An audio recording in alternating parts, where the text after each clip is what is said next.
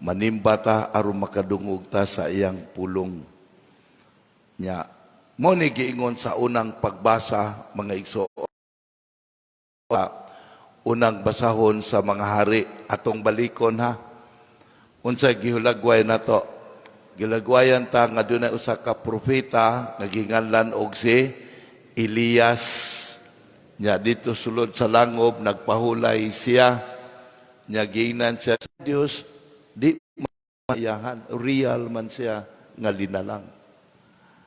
So nya nakadung siya tingog, nya dunay minsulti niya. So kay misulti migamit og pulong. So munang maminaw ta sa iyahang pulong aron nga mahimo nga pulong sa kinabuhi nato. O nya di lang kay kana lang ug ihatag kanamo ang imong kaluwasan. Di ba pangamuyo mong gid siyang klaro? Amis git patanawa mis imo kayo aron nganong galisod ta pagkakita sa kaayo sa Dios mga igsuon dinhi kanato.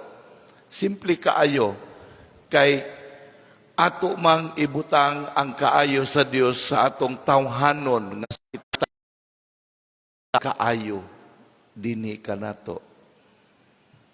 Munang magtan-aw ta apan dili ta makakita. That is why di nato sa isulod sa ato ang kedako ra sa kes nga tanan. Muna siya mga igsuon. Nya kaning kaluwasan ato na puning natagamta mga igsuon. Nadawat na pud ni nato. Pero dili man ta makakita makabatyag nimong kaluwana. Kining atong ebanghelyo mga igsoon karon apasumpay gyud ni kay sa unta sa ebanghelyo sa miaging Domingo.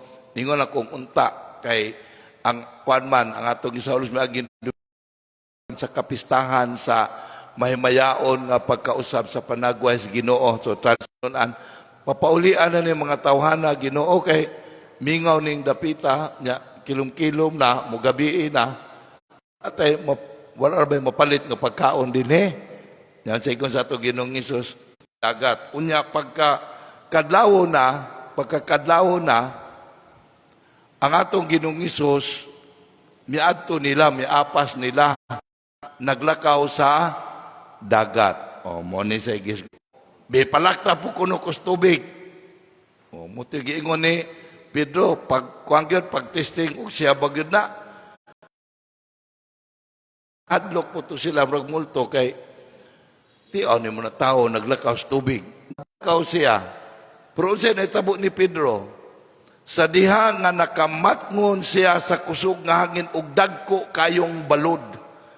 Nguyang pero nindot kayo ang pagtulunan ang maayong balita nato karon. Nga kung focus lang di ay ta sa Ginoo, focus ta sa Dios. Ang Dios sa atong pananaw sa kinabuhi, dili makapaun. Good ko ani. Ha? Nga man sa day ka, nga mamatay naman ka. Naman ko'y cancer. Oy, buang. May cancer kag wala, mamatay ra ko kag gihapon.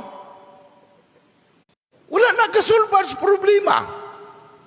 Pareho ra nagtao ba mo yung nganong gahubog man ka pre? May ni maghubog ta. Ini kahubog nato, malimot tas problema, makatulog ta. Or it could be spiritual. Or it could be moral, mga igsuon.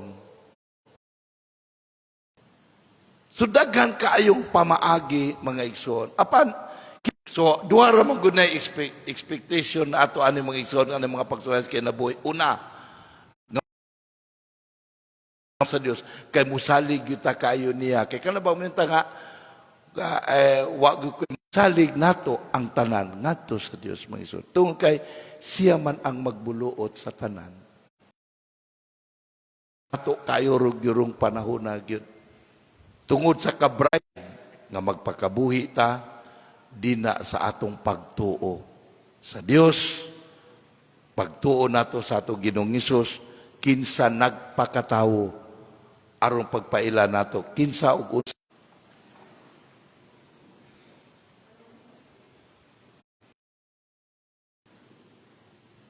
Mga igsoon ato karong bag-ohon ug lig-onon ato pagtuog pagsalig ngadto sa Dios kitang tanan.